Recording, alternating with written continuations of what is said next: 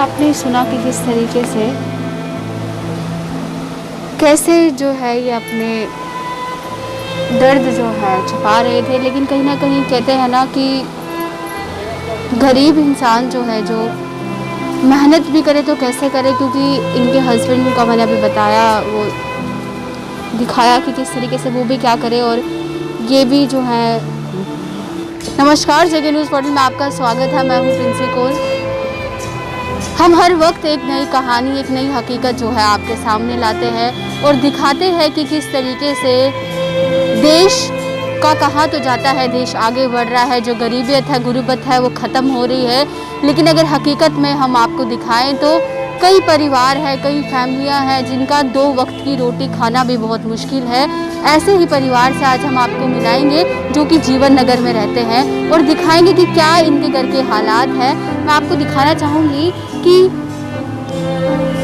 कहाँ पर ये रहते हैं, किस सिचुएशन में ये रहते हैं। ये इनका आशियाना है और इसी आशियाने में जो है पूरी फैमिली रहती है। ये एक कमरा है, कमरा भी नहीं कहेंगे, कमरे का भी जो हाफ पोर्शन होता है उतना एक ये कमरा है और जिसमें ये लोग रहते हैं।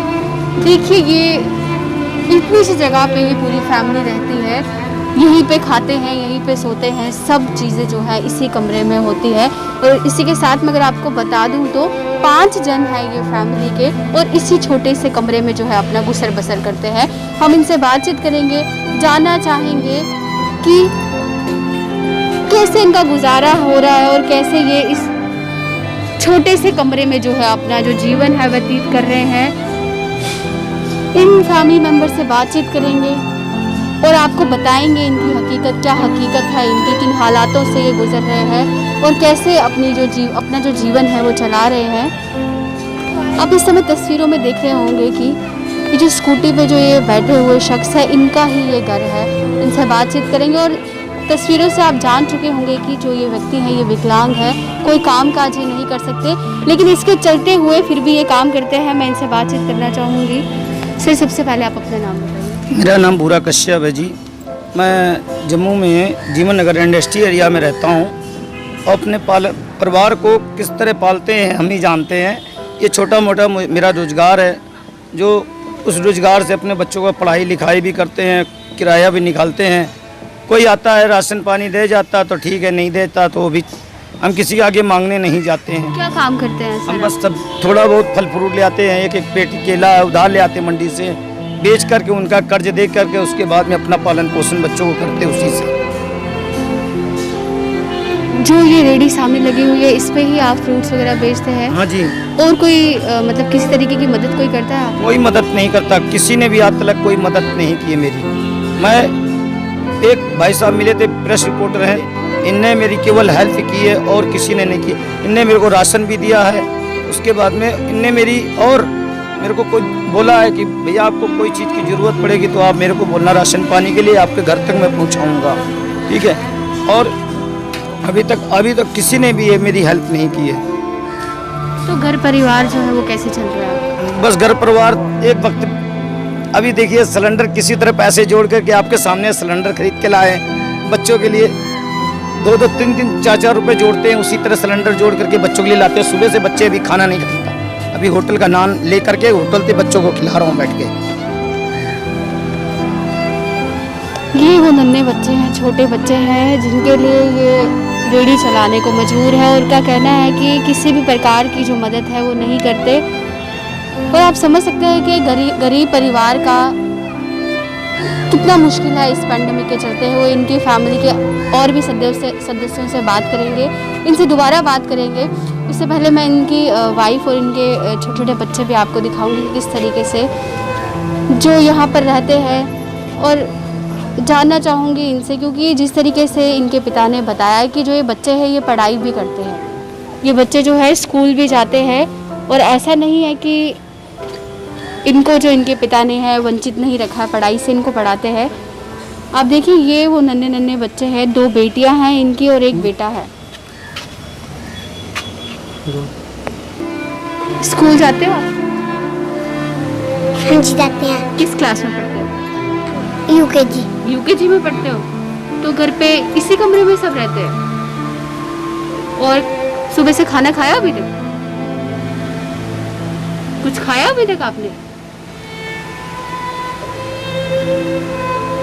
खाया कि नहीं खाया बताओ? कुछ खाया अभी तक आपने सुबह से? बस सुबह का नाश्ता किया था भाई। सुबह का नाश्ता किया, ठीक है। एक इनका बेटा भी यहाँ पे, इससे भी बात करेंगे। आप स्कूल जाते हो बेटा? Yes ma'am. किस स्कूल में जाते हो? New model public school. तो इसी कमरे में जो आपकी पूरी फैमिली है वो रहती है? Yes ma'am. कैसे चलते हैं घर, मतलब घर जो है कैसे चलता है आपका? मैम रेडी से चलता है मैम, पापा कमाते हैं कैसे तो। इनकी मिसेस भी है यहाँ पे, मैं थोड़ा बता दूँ तो जो इनकी मिसेस है वो देख नहीं सकती आंखों से, पर इनसे बात करेंगे। मैम आपका नाम? रजनी देवी। रचना जी, मैं आपसे जानना चाहूँगी कि कैसे गुजारा होता है घर का? जी रेडी से कुछ खर्चा चलता है, कभी बिक्री होती है कभी नहीं भी होती है। देख लीजिए माल खुद ही इतना पड़ा हुआ है, वो खराब हो गया। अब कहीं से जो 4 पैसे किसी तरह बचाते हैं वो माल भी लगाते हैं, इसके बाद किसी तरह हम घर चलाते हैं, और उसमें भी मुझे भी 1400 रुपये किराया भी देना होता है। जिस कमरे में आप यहाँ रहते हैं ये इसका किराया आपको देना पड़ता है? हाँ जी, इसका 1400 रुपये देना पड़ता है, 200 रुपये बिजली बिल देना पड़ता है। तो किसी ने आपकी कोई मदद की? जैसे इस समय जैसे पहले भी जो है पूरा देश बंद था, कोरोना वायरस चल रहा है, इस समय कोई आया आपकी मदद करने के लिए? कोई नहीं मदद करने के लिए आया, सिर्फ एक मीडिया वाले भाई साहब रहते हैं उस तरफ, उन्होंने सबको थोड़ा बहुत राशन दिया था, मदद किया था, बाकी यहाँ पे कौन आने वाला है। तो इस समय जो आपका काम है वो चल रहा है? इस समय काम बिल्कुल बंद पड़ा है, इसलिए कोई आता नहीं है कोरोना की वजह से। 1, 2, 4 इंसान ग्राहक आता है तो आता है, नहीं तो नहीं आता। माल सारा खराब हो रहा है इस समय। तो गरीब परिवार को कितनी परेशानी है इससे? अब तो मुझको माल खरीदने तक की भी पैसे नहीं रह गए। आज रेडी भी बंद पड़ी 2-3 दिन से। जिस तरीके से आपके हस्बैंड बता रहे थे कि बच्चों ने जो है अभी तक, आपने भी कुछ नहीं खाया है, अभी वो कैसे पैसे जुटाकर जो है सिलेंडर लेकर आए हैं। तो अगर सिलेंडर नहीं मिलता तो आप ऐसे भूखे ही रहते? तो फिर क्या करना था, क्या कर सकते थे हम?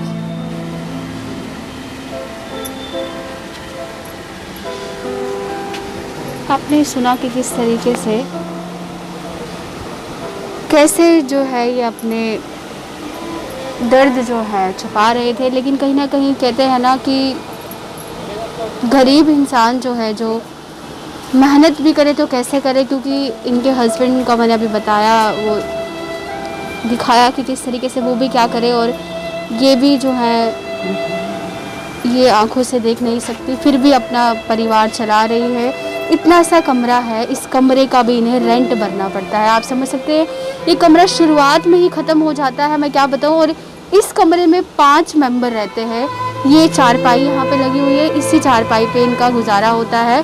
और ऐसा है कि सरकार कहती है कि अपने बच्चों को पढ़ाइए और आगे बढ़ाइए, ये अपने बच्चों को पढ़ा भी रहे हैं। और ऐसा नहीं है कि अच्छे स्कूलों में इनके पिता ने इन्हें डाला है ताकि जैसे ये अपना गुजारा कर रहे हैं, कल को इनके बच्चों को ये दिन ना देखने पड़े, इसलिए इनको अच्छे स्कूल में डाला है।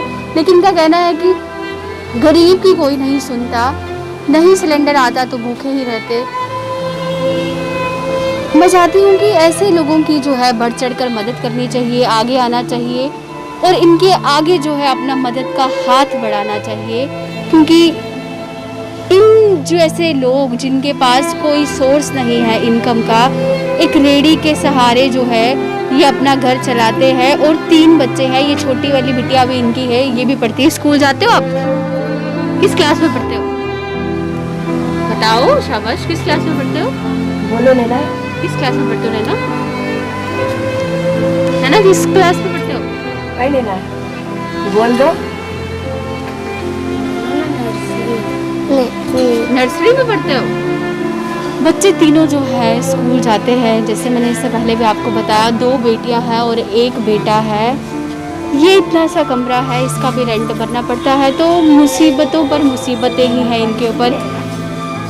ये इनकी रेडी है जिस पे ये फ्रूट वगैरह बेचते हैं और अब जो है इनके पास इतने पैसे भी नहीं और ये इतने सक्षम भी नहीं कि फ्रूट्स खरीद कर दोबारा से बेचे जा सके। मैंने इनसे पहले भी बात की थी, एक और बात करूँगी। सर, आपके 3 बच्चे आप पढ़ा रहे हैं जी। सरकार कहती है कि आपकी 2 बेटियां हैं, 1 बेटा है। सरकार कहती है आप बच्चों को पढ़ाइए, आगे बढ़ाइए। तो मैं आपसे पूछना चाहूँगी, कैसे, जैसे आप जैसे शख्स कैसे अब बच्चों को पढ़ाएगा? हम इसलिए पढ़ा रहे हैं कि हम, देखिए, हमारी जो कर्तव्य है वो कर्तव्य में निभाना चाहते हैं। आगे उनकी मर्जी है, जो पढ़ लेंगे तो उनकी ज़िंदगी बन जाएगी।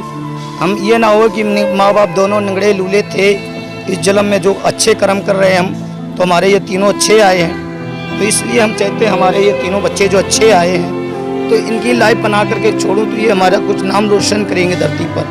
तो इसलिए इन लोगों को पढ़ाना लिखाना हमारा कर्तव्य एक है। जो मोदी जी ने कहा है ना कि एक नारा लगाया है, पढ़ेंगे लिखेंगे अच्छे बनेंगे, इसलिए हम इनको उस नारा के स्टिप पे उनको ढील दिया है कि जाओ तुम पढ़ो, हम करेंगे जो भी करेंगे।